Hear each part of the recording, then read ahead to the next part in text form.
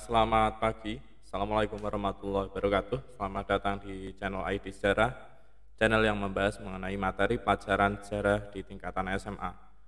Pada kesempatan kali ini kita akan membahas mengenai perlawanan Aceh terhadap penjajahan bangsa Jepang. Kita ketahui sendiri bahwa seluruh wilayah Indonesia yang berjuang paling militan ketika masa penjajahan, yang paling sulit untuk ditaklukkan itu adalah wilayah Aceh. Tak terkecuali di masa penjajahan Jepang. Oke, kita langsung saja masuk ke pembahasan penjajahan Jepang dan perlawanan Aceh terhadap penjajahan Jepang. Perlawanan rakyat Aceh. Latar belakang dari perlawanan rakyat Aceh ini sebenarnya sama dengan wilayah-wilayah yang lain, yaitu adanya pengeksploitasian terhadap orang-orang Aceh, kemudian muncul praktek romusa atau seperti kerja paksa, dan kemudian yang paling berat adalah munculnya kewajiban untuk menundukkan kepala untuk menghormati Kaisar Jepang atau dinamakan Seikeirei. Pada prakteknya Seikeirei menundukkan kepada matahari terbit. Nah, hal inilah yang kemudian banyak terdapat perlawanan terhadap orang-orang Aceh. Jadi orang-orang Aceh yang memiliki Islam yang sangat kuat kemudian tidak setuju dengan praktek Seikeirei ini. Pergerakan Abdul Jalil Cotleng. Nah, jadi wilayah yang melakukan perlawanan terhadap Aceh itu adalah wilayah Cotleng yang dekat dengan wilayah Lok Sumawe.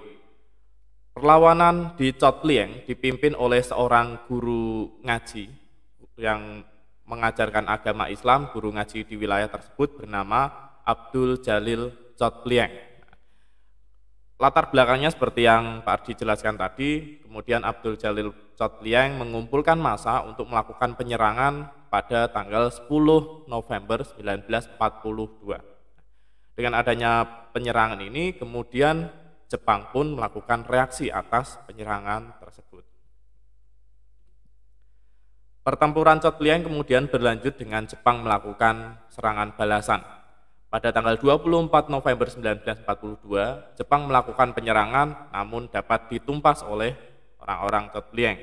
Dilakukan penyerangan kedua namun Jepang tetap saja tidak bisa mengalahkan pasukan dari Cotleng.